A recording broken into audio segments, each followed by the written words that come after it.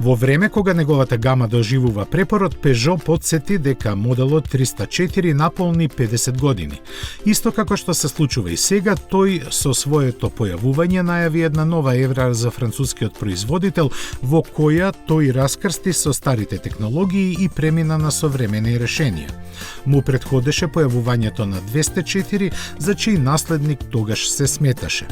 Затоа и имаше многу заеднички решенија со него и ништо слично со една година порано представениот 504. Попречно поставениот мотор и погонот на предните тркала му обезбеди добра визија за иднината, која тој ја заокружи со произведени 1.200.000 примероци. Најмногу од лимузинската изведба која важеше за модерен семеен автомобил. Имаше мотор со алуминиумски блок од 1,3 литри, со брегаста оска во глава и максимални 65 конски сили. Тие беа преднесувани преку 4-степен менувач со рачка на столбот на управувачот.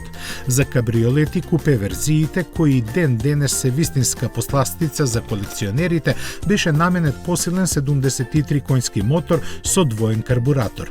Дизелот со едва 45 коњи беше привлечен само за купувачите на караванската и доставната верзија. Модерната механичка основа ја заокружуваа независното ослонување и дисковите на предната оска со регулатор на силата на сопирање.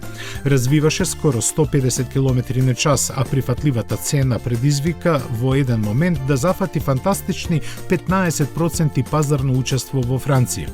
Животот го заврши во 1980-та, 3 години по лансирањето на неговиот наследник, моделот 305.